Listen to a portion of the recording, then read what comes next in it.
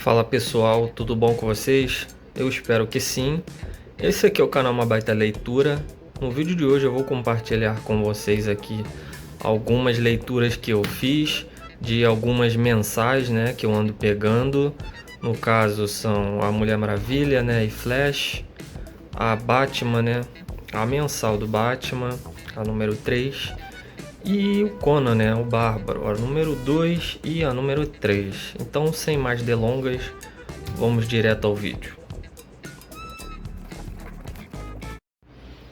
Então, pessoal, começando aqui pelo Conan the Titan, né, que está sendo publicado aqui pela Panini, né. A número 2, Conan o Bárbaro, essa é a capa, né. Essa aqui é a quarta capa, bem bacana, e aí preço de capa e as páginas. Bom, nessa revista aqui basicamente a gente vai continuar da onde a primeira parou. E bom, se você não lembra, o Conan e a Brisa tinha chegado lá na terra do Conan, tinha lutado contra um monte daqueles tipos de zumbi que a gente descobre aqui nessa edição, que o pessoal chama eles de pardos, os pardos, se eu não me engano.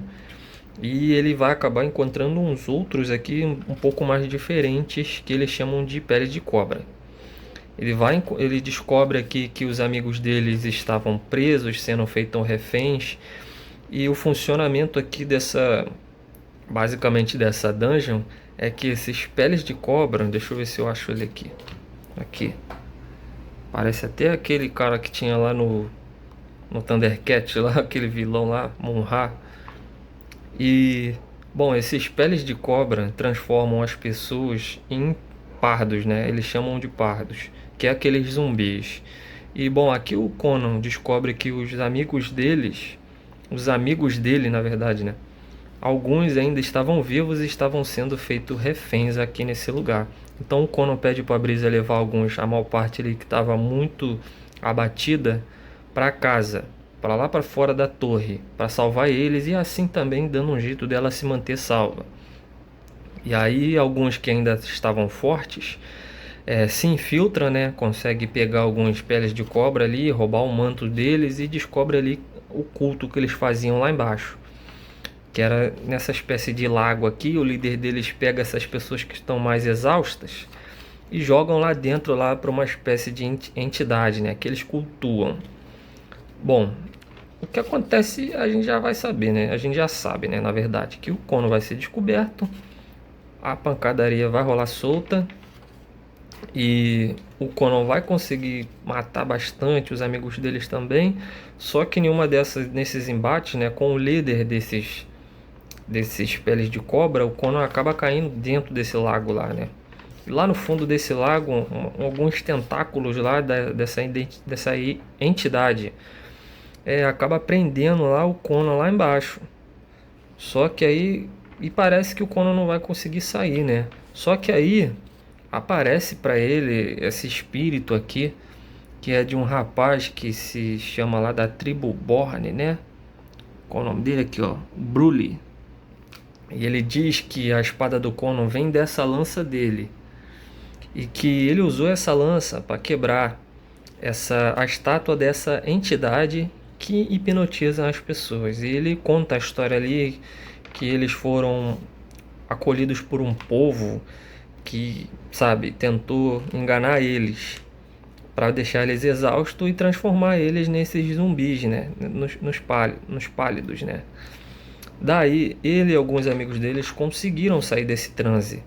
Lutaram lá e eles lutaram e tudo mais. Ele jogou a lança dele, conseguiu quebrar a estátua, né? Só que a estátua se dividia em vários pedaços, né? E esses pedaços ainda continuam hipnotizando muitas pessoas, né? E inclusive ali alguns dos amigos deles e muitos povos ali, né? Então, por último, ele pede pro Conan acordar e ter forças, né? Porque só com a força, né, ele consegue sair desse transe. Daí ele dá uma ajudinha jogando uma espécie de raio lá no fundo do lago, que joga o Conan para fora, né? Um Deus Ex Machina ali, né, aqui para continuar a história. Daí o Conan vai conseguir lutar ali e fugir lá de dentro dessa dungeon, né? Dessa torre de pedra que eles cultuavam lá. E aí a torre desaba, né? Despenca.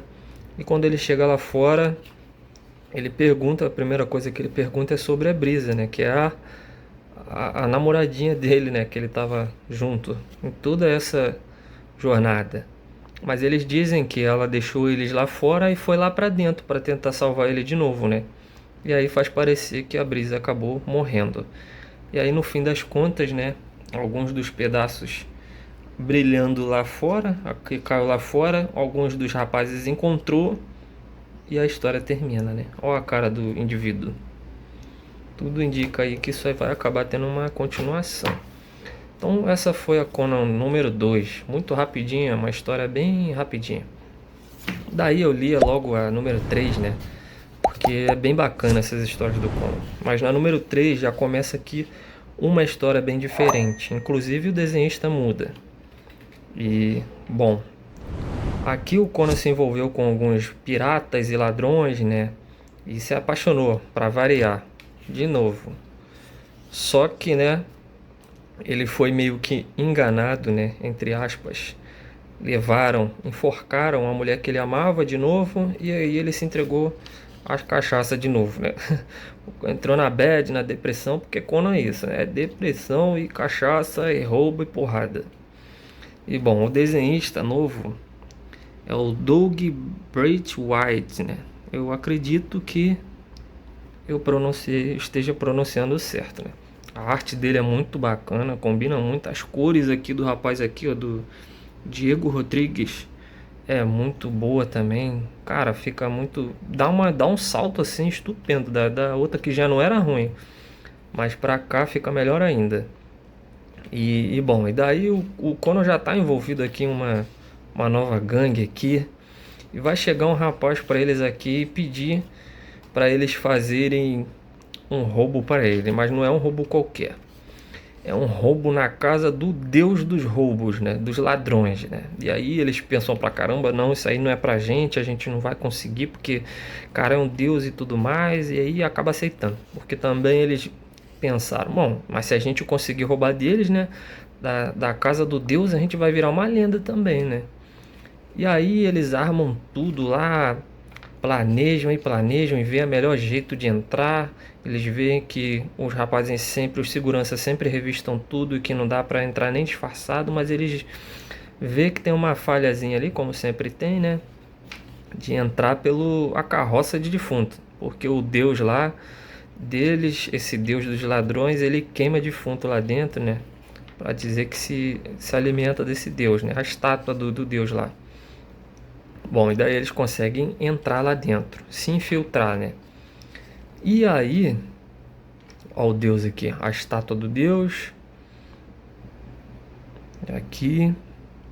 Ah, eu não falei qual é o capítulo, né? O nome desse capítulo aqui. Perdão, pessoal, deixa eu ver aqui. Vou voltar tudo aqui agora. O nome do capítulo tem muito a ver aqui com a história, então, né? Vai se chamar aqui, ó. Conan o Bárbaro marcado para morrer, o roubo. Agora deixa eu achar tudo novo lá.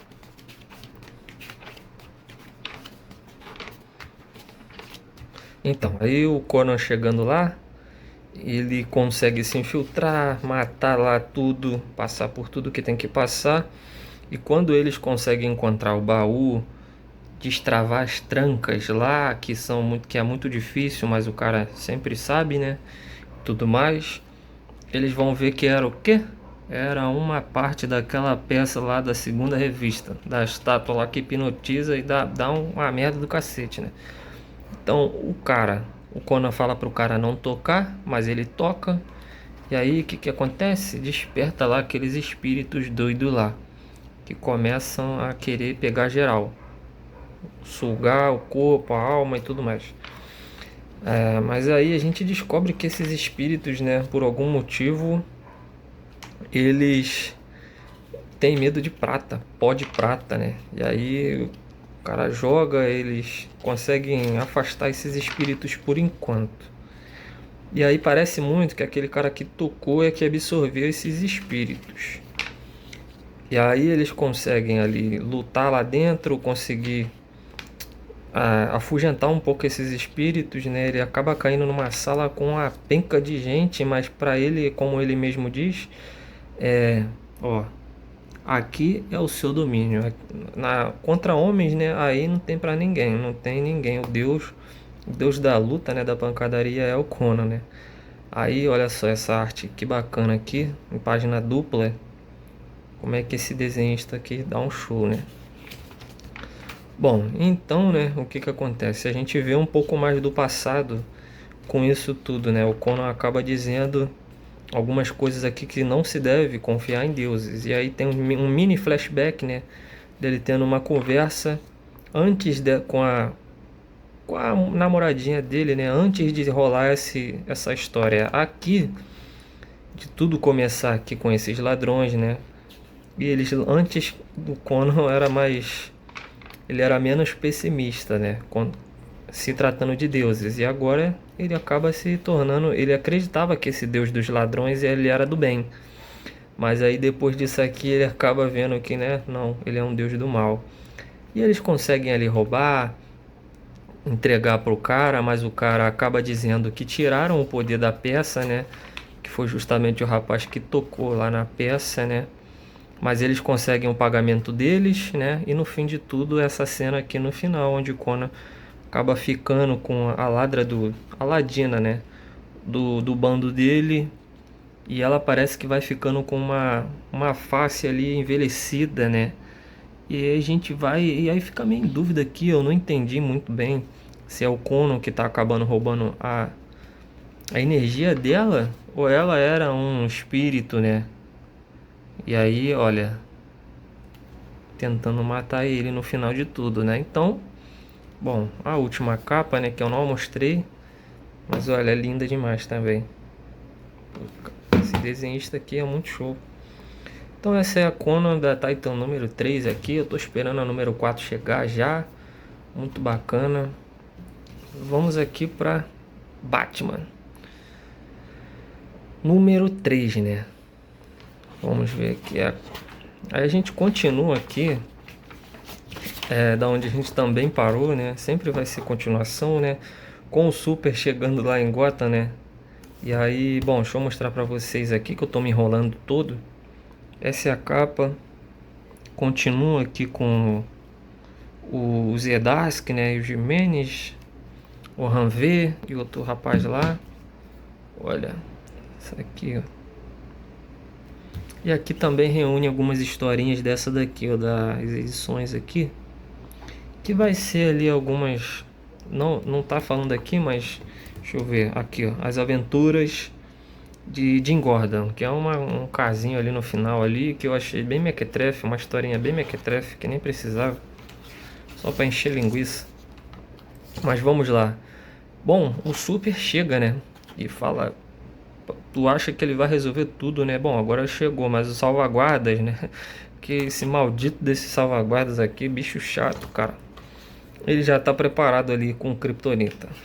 Então, já sabe que essa luta não dura muito, né? Ele consegue botar o Super ali no chão e simplesmente ele dá um pau na Liga da Justiça toda, cara. Ele vai pegar ali o Arqueiro Verde, a Canário Negro, o John ali, o Marciano, quem mais? Deixa eu me lembrar. A Moça Gavião. Cara, o bicho é sinistro. Olha como é que se os planos do Batman, né? No caso aqui não deram errado, né? Deram certo, porque ele pensou nisso, mas fugiu um pouco do controle, né? E olha o que que deu. O Robin também. Daí eles colocam o Batman ali, né? O Batman consegue tirar a Kryptonita do Super. E aí o Robin coloca ali com a ajuda do Arqueiro Verde o Batman naquele jato da Liga, né? E aí pede para levar eles para um lugar melhor. E aí ele fica para tentar ajudar os rapazes lá, o Marciano, a Moça Gavião, né? Mas não adianta, né? Que o bicho é imbatível. O bicho vai voltar para Gotham, né? E aí eles entendem lá que ali em Gotham o Batman armou o local perfeito, né? Quando ele planejou esse salvaguarda, né? para levar, para que ele atraísse todos os heróis para lá. E aí tu vai ver cada elemento ali que o Batman fez. Por exemplo, ele criou uma espécie de imã gigantesco ali na parede, olha, porque ele sabia que as asas da Moça Gavião acho que eram de metais. E aí ele vai falando cada item aqui que foi que o Batman pensou para fazer como se fosse a Gotham, de a ratoeira dos heróis, né, da Liga. E aí ele vai conseguindo pegar todo mundo. E aí o que acontece? O Batman tem uma conversa ali com o Robin, né, de que ele sabe que para onde ele for é para onde o salvaguarda vai, porque o salvaguarda quer ele no final das contas. Então ele sabia que o Robin ia aceitar a conversa dele, pede pro Robin continuar e levar o Super lá para aquele lugar que eu esqueci o nome, cara, sempre lá, onde o Super sempre se cura lá. Caraca, lá no gelo lá, eu esqueci o nome. Voltei, é a Fortaleza. Lembrei que tive que ler aqui para relembrar. Bom, daí ele se joga no mar, né? Ele se joga e quem vem salvar ele é o Arthur, né? O Aquaman. Daí ele vai parar lá em Atlântida, né? Tem uma conversa lá com o Aquaman vai dizer ali que o cara em algum momento vai chegar lá embaixo para achar ele, né? E para ele, e o Batman vê que ele tem que se tornar o Batman de novo. E é só ele que pode dar o fim nisso, cara. E aí a gente vê que o Salvaguarda também acabou nesse tempo que o Bruce ficou, né, desacordado e se recuperando, a gente vê que o Salvaguarda transformou a Gotham num lugar, né, cara, impressionante ali, né, de ruim, pior do que era. E aí, bom, a gente vê o Batman tendo ali uma reflexão, né, sobre os planos dele. E bom, e aí vai ter esse finzinho. Aí tem essa historinha aqui, meia doidinha, falando sobre o Azrael, né? E aí vamos aqui para Durham V, que essa historinha aqui também é bem chatinha, cara. Que eu não entendi foi nada. E aí a gente vai aqui para Durham V. A gente continua lá da onde parou, a gente vai ver a Talia al Ghul treinando aqui com o Damian. E ela vai contar uma história aqui sobre um cara que é o Farhad, que era uma espécie de deus lá, épico. E ela vai contar toda essa historinha dele. O Damian vai falar que gostaria de ser que nem ele, que é o cara que nunca perdeu uma batalha. E é muito interessante. E o cara é muito inteligente, né? Muito interessante também. Enquanto isso também o Bruce vai fazer um check-up lá, né, no hospital. E o cara vê ali que ele tá todo quebrado e não consegue entender como é que ele consegue continuar de pé ainda.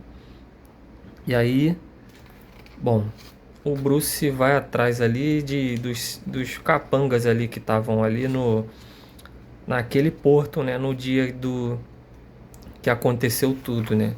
Que ele encontrou aquele objeto, aquela caixinha e tudo mais. Ele tem uma conversa lá, não consegue descobrir muita coisa. A Talia al Ghul vem atrás dele, né? E ele começa a matutar que ela quer ele longe do porto, né? Só que ele não consegue entender por quê. Logo em seguida a gente vê o porquê, né? Porque aquela família lá, sinistra lá e diferentona, bem poderosa e bem mística, né? Talvez não seja essa palavra, mas parece muito. Ela chega em Gotham. Estão planejando tudo ali, sabendo que o pessoal do Ra's al Ghul lá ia estar esperando eles. Bom, e aí no final tem essa historinha aqui com o Detetive Gordon que eu já falei lá no início, né? Que começa um pouquinho confusa, depois vai ficando um pouquinho interessante de novo. Depois, cara, fica chata, simplesmente. É uma historinha que não vai te fazer diferença nenhuma, sabe? Tem uns traços aqui que me lembram um pouquinho ali o ônibus de PDC, né? Mas eu não gostei muito não, confesso que eu não gostei muito não. E aí no final tem a última capa aqui da revista, né? Que é bem interessante.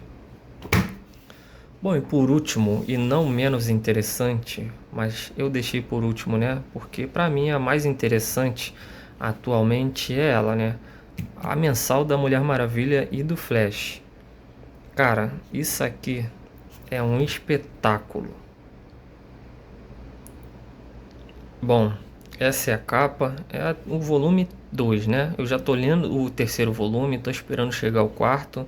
Tô muito atrasado em todas as minhas leituras, né, mensais, mas aos pouquinhos a gente vai, né, conseguindo. Então essa revista aí com preço de capa de R$19,90, né?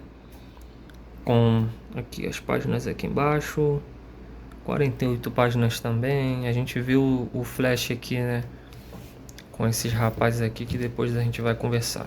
Bom, o que o Tom King faz aqui, cara, não é só o Tom King, né? A arte do Sam Perry é uma coisa absurda, é linda demais. Eu nunca vi uma dupla se dar tão bem. Mas vamos começar. Aqui o Tom King traça um paralelo, né? Contando, e fica coisa de cinema, cara. Lindo demais. Os dias atuais com um passado, né? Da Diana. E aí tem um narrador contando aqui a história, né? E aí ele faz esse paralelo do que está acontecendo agora, dos rapazes do exército americano vindo atrás da Diana, né? Para parar ela, para caçar ela, né? Com um treinamento aí, como se fosse um treinamento de formação ali da Amazônia, né? Que elas passam e tudo mais, e que elas têm que dizer o nome delas. Para se disser o seu nome, você perde, né? Ela vai perguntando quem é você a todo tempo. E fica esse questionamento, né? Quem é você? Para Mulher Maravilha, né? E aí, cara, é simplesmente cinema, lindo demais essa arte aqui do Sam Perry. Olha isso. Cara, e aí o que vai acontecer? Olha aqui fica bem claro, né? Ela lá numa espécie de coliseu, e aqui embaixo, né? Contra o exército americano, que vem em peso atrás dela, né? A Mulher Maravilha Fora da Lei, parte 2. E daí você vê toda uma conversa ali daquele rapaz que foi designado para essa missão de combate, de capturar ela, né? E ao mesmo tempo, como eu falei, né? A gente vai ver ali aquele desafio barra treinamento da Amazônia lá, onde ela é jogada, encurralada a todo momento, e para que ela diga o nome dela e perca, né? E não passe. Cara, é incrível, cara. É incrível isso aqui. Na moral, eu não tenho nem palavras para poder ficar descrevendo isso aqui. A leitura flui rápido. Quando você percebe, você já terminou, porque é muito bom, cara.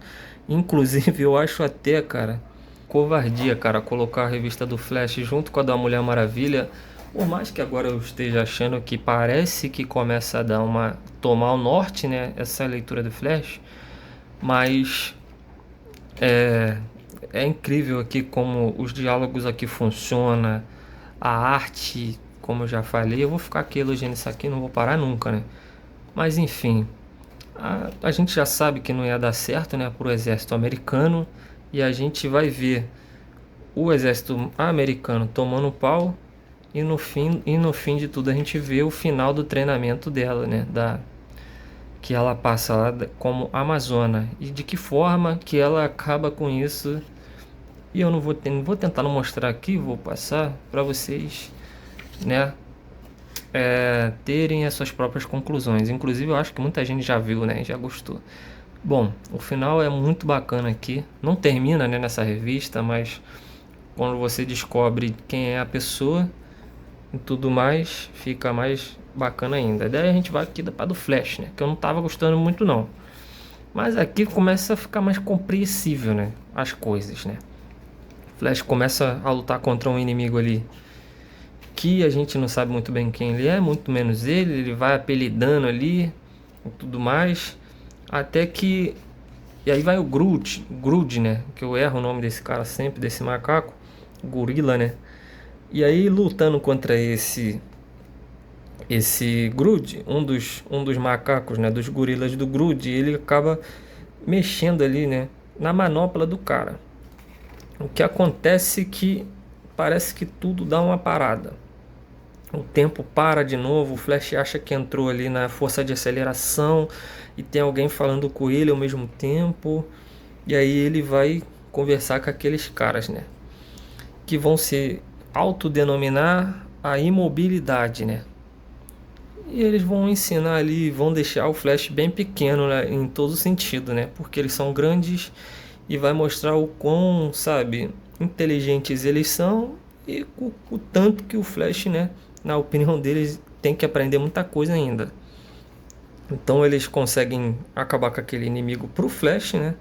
Traz ele de volta ali para a realidade, né, entre aspas, e conversar com eles. Eles dizem, né, que estão atrás ali de algo ali que o Flash deduz que são os arcanjos, né? Eles estudam, né? Segundo eles estudam ali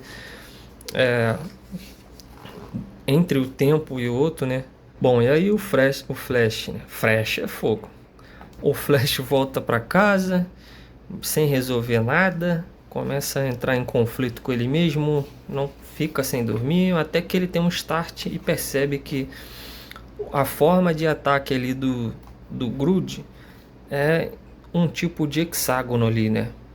E aí ele entende que ele sabe onde ele vai atacar novamente e onde ele vai aparecer.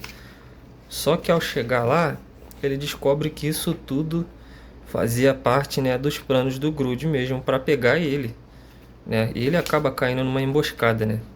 E aí ele vai cair de novo nesse tipo lá, na imobilidade. Na força de aceleração lá, né? Na imobilidade são os caras lá. E aí ele parece que ele consegue dominar, né? E daí ele acaba ali com o Groot e tudo mais. Só que o rapaz que ele pede ajuda lá para mapear os locais que o Groot aparece, quando ele cai naquela armadilha, diz que tem alguma coisa muito diferente acontecendo. E aí corta a cena que a gente vê quem? O Barry Allen, né? Conversando por telefone com a Iris. E quando ele olha para o céu, ele vê isso aqui. Ao meu ver, parece que as linhas temporais, né? Eu não leio muito Flash, mas foi basicamente isso que eu entendi, né? Parece que ele consegue enxergar ali uma linha temporal, as linhas temporais, né, se entrelaçando. Não sei muito bem se é isso, né? Posso estar falando besteira. Mas enfim, parece que eu começo a me interessar um pouco mais por Flash. Eu já tô lendo aqui o terceiro volume. Tô lendo ali ainda no comecinho da história da Mulher Maravilha, que atualmente disparado é a melhor mensal que eu ando lendo, né? Mas enfim, essas são as minhas leituras, né, das revistas mensais. Eu ando lendo muito pouco ainda. Eu gostaria de poder ler mais, né? Mas eu acabo não tendo muito tempo para isso. Então eu acabo separando pelo menos aí umas 4 revistas aqui para trazer para cá. Então é isso, pessoal. Se você gostou desse vídeo até agora, né, deixa o joinha aí, me ajuda aí se inscrevendo no canal. Eu espero que vocês tenham gostado. Até a próxima. Falou, valeu, pessoal, e até mais.